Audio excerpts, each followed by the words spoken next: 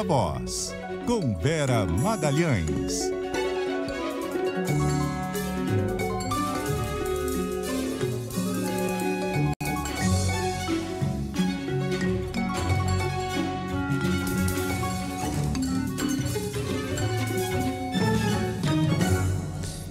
Vera? Oi, Sardenberg, boa tarde para você, para Marcela, para os ouvintes e para quem nos assiste. Boa tarde, Vera. Então, o que a gente já noticiamos aqui, né, informação sobre o debate o debate promovido pela Veja e pela Escola Superior de Propaganda e Marketing, e que foi um meio debate, né, porque não compareceram o Datena, o Ricardo Nunes e o Boulos. E por causa do Pablo Marçal, né? Exatamente, Sardenberg. Foi uma coisa combinada entre as coordenações das campanhas.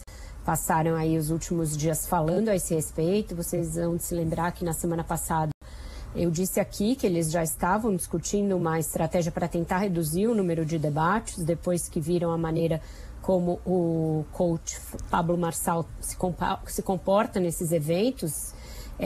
E vai lá para provocar e depois produz um monte de recortes para as redes sociais e acaba não discutindo os temas da cidade, mas só ficando nessa provocação. E aí decidiram que não iriam ao encontro da Veja e que justificariam dizendo que o descontrole, a forma como destemperada com que o Pablo Marçal se comportou nos últimos debates era o que justificava isso. Tem aí duas possíveis consequências desse tipo de combinação que é bem perigosa, né? Uma é você passar o debate inteiro sendo chamado de fujão e gerar recortes com o púlpito vazio, aí sim também com algum prejuízo. A outra consequência é evidenciar a falta de preparo do oponente. E para isso, eles precisaram da Tabata Amaral, que foi quem fez o trabalho ali que eles se recusaram a fazer, de desconstrução do Pablo Marçal durante o debate. Então, ela fez as perguntas temáticas, as perguntas programáticas a respeito da cidade de São Paulo, que ele se recusou a responder, disse que depois daria uma resposta no Instagram dele, até de uma maneira bastante desrespeitosa com a adversária, e ficou lendo lá o plano de governo dele, muitas vezes em matérias que nem diziam respeito ao que era a pergunta, mas foi o que ele fez. E batendo muito nessa tecla dos fujões, na qual a Tabata também bateu, mas ela se dividiu. Metade do tempo para criticar quem não teve coragem de ir lá fazer o debate, fugiu e tenta resolver a eleição, segundo ela, a portas fechadas. Metade do tempo focando no Pablo Marçal e em mostrar o despreparo dele. É claro que nas redes sociais dele, ele só vai produzir os recortes que lhe favorecem e que mostram, expõem o fato dos outros terem faltado ao confronto, né? E por que eu fico aqui muito enfatizando a questão das redes sociais dele?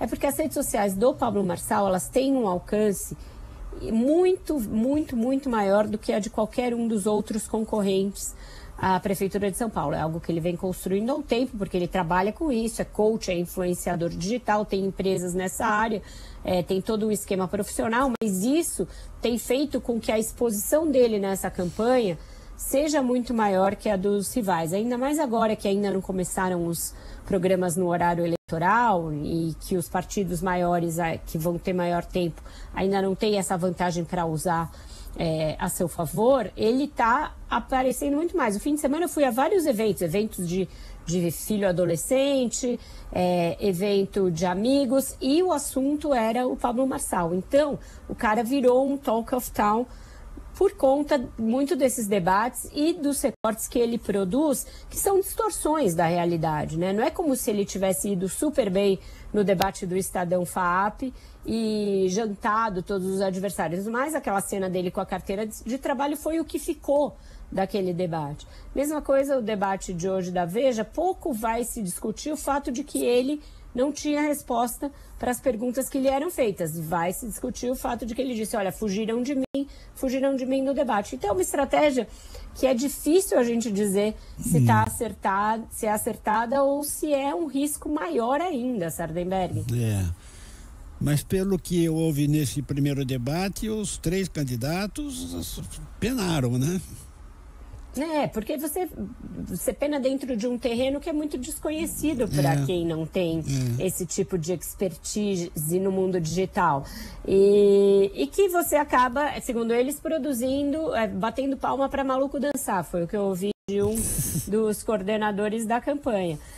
Eles falaram, é um debate que no conjunto ali teria menos audiência do que vai ter nas redes dele. Ninguém vai parar para ver o debate inteiro e ia parar para ver esses recortes. Mas ele vai produzir esses recortes da mesma maneira, dessa vez com esse enfoque de que os demais candidatos fugiram dele porque tem medo dele.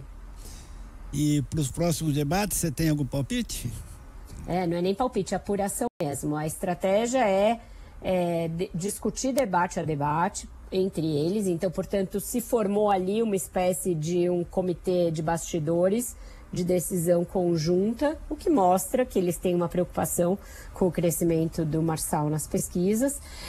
E aí, discutir debate a debate a depender do tamanho do debate e da audiência que ele for ter. Por exemplo, no debate da Globo, eles não vão faltar.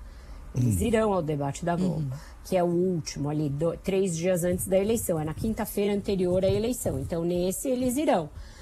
Nos demais debates, vão decidir caso a caso. Por exemplo, tem um próximo aí, que uma candidatura já me disse que eles não irão, que é ainda essa semana ou na semana que vem, que não irão por isso, que eles avaliam que a audiência do debate é menor do que a audiência que o Pablo Marçal gera com esses recortes que ele faz nas redes sociais dele. Que, portanto, a chance de você ir perder alguma coisa é maior do que você não...